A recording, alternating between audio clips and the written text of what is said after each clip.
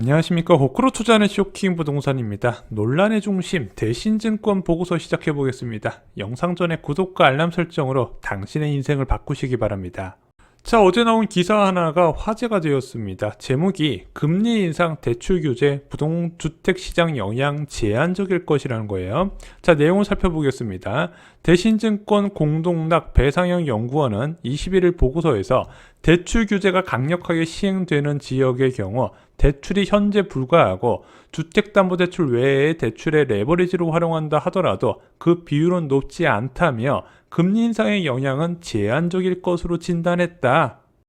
이들 연구원은 금리 인상으로 인해 실물 경기가 둔화되지 않는다면 100에서 150bp, 1%에서 1.5%포인트의 금리 상승이 주택시장 하락으로 이어질 것이라 보기 어렵다고 답변을 했습니다. 그래서 기준금리가 2.25%까지 가더라도 주택가격은 안 떨어진대요. 왜? 사람들이 대출을 많이 안 받기 때문이죠. 그래서 지금 대출을 많이 해주는 지역 같은 경우는 금리 인상으로 좀 하방 압력으로 작용할 수 있겠지만 대출 많이 안 해주는 지역, 대표적으로 서울 지역이죠. 투기과열지구, 고가 아파트 있는 지역은 하방 압력이 없을 거라고 본 겁니다. 자, 그리고 현재 강화된 대출 규제도 크게 영향을 못 줄 거라고 봤습니다. 자, 어떻게 밝혔냐? 제한적인 공급 상황을 고려하면 대출 규제 강화 정책이 시행되더라도 일시적인 조정 이상의 하락 반전으로 이어지기를 기대하기는 어렵다고 지적을 했습니다. 자, 이어서 주택시장은 상승할 것으로 예상되지만 정책 변동성이 크기에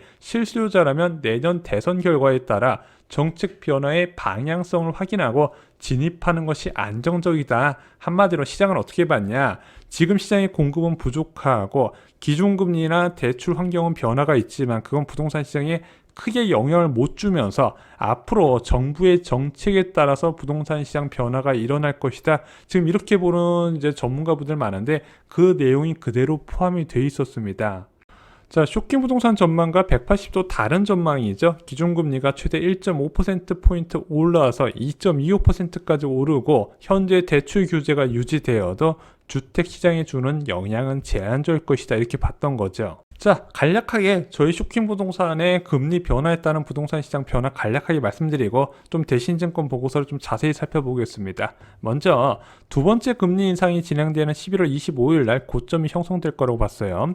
연속된 금리 변화에 부동산 시장이 반응을 나타내기 때문이죠. 그리고 내년에 지속적으로 금리 인상한다는 건 다 알고 있는 부분입니다. 그래서 내년에 금리 인상이 지속될수록 2022년부터 약세가 시작이 될 것이다. 그런데 바로 하락세가 나타나는 게 아니라 부동산 시장 좀 버티는 성격이 있습니다. 거래 급감이 한 1년 정도 나타날 거라고 봐요. 그리고 입주 물량이 크게 늘어나는 2023년부터 큰 폭의 하락이 나타나는데 2023년 금리가 좀 많이 중요한 영향이 있더라. 그래서 내년부터 약세가 시작되고 내년부터 큰 폭의 하락세가 나타날 거다 강조를 드렸습니다.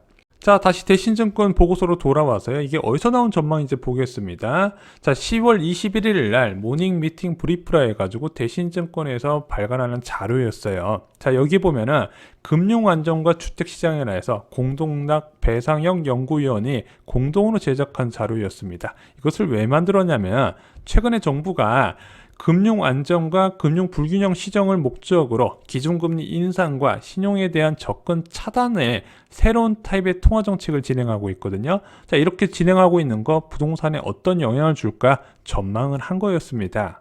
자, 좀 더 자세히 살펴볼게요. 자, 가장 크게 기준금리가 영향을 주지 못할 거라고 봤던 이유는요. 바로 이미 강력한 주택담보대출 규제가 적용되어 있기 때문이라고 봤습니다. 소득 대비 주택가격 및 전세가격은 지수 발표 이후 최고 수준이다. 따라서 가격만 놓고 보면 금리 상승은 시장 참여자들의 구매력을 낮추고 주택 투자 매력을 떨어뜨리는 요인으로 작용해서 주택가격의 변고점은 될 수 있긴 한데 그러나 현재 한국의 주택시장에서는 이미 강력한 LTV 규제가 시행되어 있고 일부 가격대에서는 주택 구입 시 주택담보대출이 불가능해 금리 인상의 영향은 완화적인 LTV가 허용되어 있는 시장에 비해 제한적일 것으로 판단한다. 자, 이렇게 봤던 거죠. 자, 이것을 쉽게 설명드리면요. 이미 강력한 LTV 규제에도 집 살 사람 다 사고 있다는 거죠. 대표적으로 LTV 제로 잡히는 투기과열지구의 15억 초과주택 같은 경우는요. 지금 거래량이 하나도 안 줄어들고 계속해서 유지가 되고 있잖아요. 자, 전문가들이 어떻게 봤다? 주택 매수자가 주택담보대출에 의존 없이 주택을 사고 있더라. 그러면은 야, 이 사람들이 현금이 많잖아. 금리 인상에도 문제가 없다고 보는 거죠. 자, 또한 대출 규제의 효과 부분도 이렇게 평가를 했습니다. 대출 총량에 따른 주택담보대출 강화와 전세대출에 대한 DSR 정책은 적용 수준에 따라서 대출의 총량을 축소시킬 수 있어 주택시장 상승세 둔화 혹은 약보합세 전환으로 이어질 수 있는 정책이다. 하지만 이것이 실수자의 강력한 반발과 주거비용 부담 등으로 해서 계속 지속되기는 어려울 거라고 본 겁니다. 한마디로 강력한 대출 규제 지속되어도 상승세 둔화 정도 또는 약보합 정도로만 영향을 줄 것이고 이게 오래 지속되기 어렵다고 본 거죠. 그래서 기준금리 인상과 대출 규제의 결과는 상승세 둔화 또는 약보합이 끝일 것이다. 그런데 이렇게 전망하시는 분들이 굉장히 많이 있어요. 많은 전문가들의 일반적인 의견이라는 거죠. 대표적인 한국의 부동산 전문가이신 심규원 건국대 부동산학과 교수님이 이렇게 이야기했어요. 이론적으로 보면 금리 인상은 집값 하락을 불러오지만 지금까지 금리를 올렸다고 집값이 내려간 적은 없는 것 같다. 이렇게 인터뷰에 응했고요. 이은영 대한건설정책연구원 책임연구원은요. 주택 등 개인 대출은 금리가 오르더라도 월 부담하는 이자액이 약간 늘어나는 정도에 그치는 경우가 많다. 그간 LTV 등 주택 규제, 대출 규제를 엄격히 해왔기 때문에 위험도가 낮은 편이다. 이렇게 진단을 한 겁니다. 그래서 저는 굉장히 아쉬운 게 위험성에 비해서 지금 굉장히 과소평가되고 있다. 이렇게 생각이 들어요. 자, 가장 크게 오류가 있는 부분은 바로 이 LTV 규제 부분입니다. 자, 투자자 같은 경우는 아예 LTV 규제를 안 받죠. 왜냐?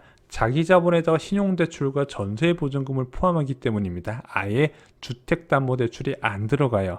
실소자 같은 경우는요. 자기 자본에다가 신용대출에 주택담보대출이 들어가죠. 이게 대출이 많이 안 되다 보니까 신용대출 등을 활용해서 연끌 투자에 나서는 부분인데 자, 금리가 지속적으로 올라가게 되면 과연 이 주택담보대출 금리만 올라갈까요? 이 네 가지 모두에다 영향을 주게 됩니다. 신용대출, 전세보증금, 주택담보대출, 투자자, 실수요자 모두한테 영향을 준다는 거죠. 그리고 최근에 이제 요술방망이 같은 역할을 했던 것이 바로 이 신용대출이었어요. 주택 가격이 계속해서 올라가게 되면 대출 한도는 줄어들잖아요. 주택담보대출 한도를. 그것을 신용대출에 훌륭하게 저금리와 확장된 한도로 인해서 메꿔줬다는 겁니다. 근데 지금 신용대출 금리가 무섭게 올라가고 한도가 급감을 했죠. 그거에 대한 영향이 작지 않을 거라는 부분입니다. 사람들이 아무리 돈이 많아도 아무리 소득이 높아도 10억짜리 아파트, 15억짜리 아파트, 저택담보대출만으로 살 수 있는 사람 극히 드물어요. 그리고 더욱더 아쉬운 게 전세 가격과 기준금리의 연관 부분을 간과를 해요. 이게 전세 가격을 이야기할 때 어떻게 금리원을 빼놓고 이야기하는지 모르겠어요. 자, 보세요. 고가주택 전세 수요를 기준금리 인하가 크게 늘립니다. 왜? 5억까지 되는 전세자금 대출 금리가 낮아졌기 때문이죠. 작년에 왜 전세가격이 치솟았겠습니까? 전세자금 대출 금리가 2%가 안 됐어요. 다들 돈 빌려다가 고가주택 전세로 들어갔다는 거죠. 게다가 공급자 입장도 봐야 됩니다. 전세 매물을 반전세나 월세로 전환시키죠. 공급은 크게 감소하는데 수요는 폭증해버려요. 그래서 과거에도 저금리 이야기가 나오면 당연히 전세 실종, 월세 시대라고 이야기했어요. 그리고 금리 인상 시기에는 전세 실종에서 부활 시대라고 대문짝만하게 기사가 나왔습니다. 그런데 유독 이번 정부에서 언론과 전문가들은 전세 가격을 기준금리가 아닌 정부의 정책과 연관을 시킨다는 부분이죠. 이게 굉장히 나중에 잘못된 오류를 범할 수가 있다는 겁니다.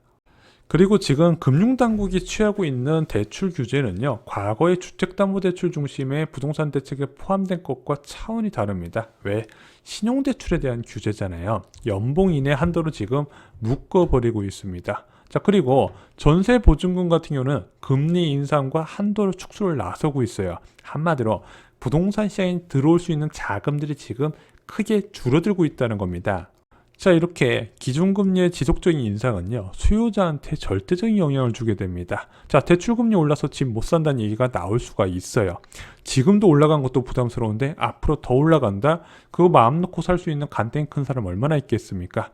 투자자 입장에서도 망설이게 돼요. 왜? 투자자 같은 경우는요, 매매 가격보다 더 우선적으로 보는 게 있어요. 바로 전세 가격입니다. 자, 그런데 금리가 올라가게 되면 전세 가격이 올라갈 수가 없어요. 자, 그런데 전세 가격이 불안하면 투자자가 매수를 꺼려버리죠. 마지막으로 이 투자자 입장에서는 신용대출을 활용해서 전세금과 매매 가격 차이, 갭을 메꿔야 되는데 지금 신용대출 금리가 너무 올랐고 한도가 많이 줄어들었죠. 그러다 보니까 수요가 줄어들 수밖에 없는 겁니다. 자, 반면에 기준금리 인상은 공급 증가 효과도 부릅니다. 자, 지금 사람들이 왜 집을 매도 안 하냐? 팔아서 돈을 맡길 데가 없기 때문이에요. 자, 그런데 아까 대신증권에서 전망한 것처럼 기준금리가 2.25%까지 올라가게 되면 예금금리가 2% 중후반 나오거든요. 당연히 그 돈을 옮길 곳이 맞게 생기게 되면 매도하고 자금을 옮기기 시작합니다. 지금 사람들이 현금을 들고 있는 것 자체를 꺼리는 부분도 감안을 해야 돼요. 게다가 공급적인 측면에서 전세 가격이 절대적인 영향을 줘요. 이게 수요 감소뿐만 아니라 공급 증가에도 영향을 주게 됩니다. 왜? 전세금이 떨어졌는데 내가 만약에 자금이 부족하게 되면 어쩔 수 없어요. 팔아야 된다는 거죠. 자, 단순하게 LTV 규제 하나 때문에 금리 인상이 끄덕없다는 거는요, 너무 부동산 시장을 단순하게 생각하는 것 같습니다. 지금 전 세계가 인플레이션 공포가 커지고 있는 부분인데 이게 굉장히 위험하다 말씀드렸어요.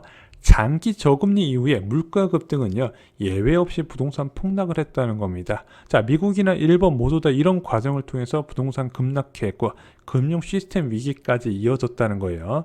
자, 미국이나 일본 같은 경우는요, 거기가 부동산 규제를 많이 했을까요? 그렇지도 않아요. 나중에 보면은 결국엔 다 부동산 금리와 밀접하게 연관되어 있었고 금리는 결국에는 물가와 연동되어 있다, 이것이었다는 거죠. 자, 부동산 시장 하락기에는 어떤 일이 일어날까? 이제부터 시작될 부동산 하락기, 과거 부동산 조정의 사례를 통해서 공부하시면 도움이 되실 겁니다. 저희 쇼킹부동산원 아파트 교과서에 자세하게 나와 있습니다. 이상으로 영상 마치겠습니다. 좋아요, 구독, 공유 꼭 부탁드립니다. 감사합니다.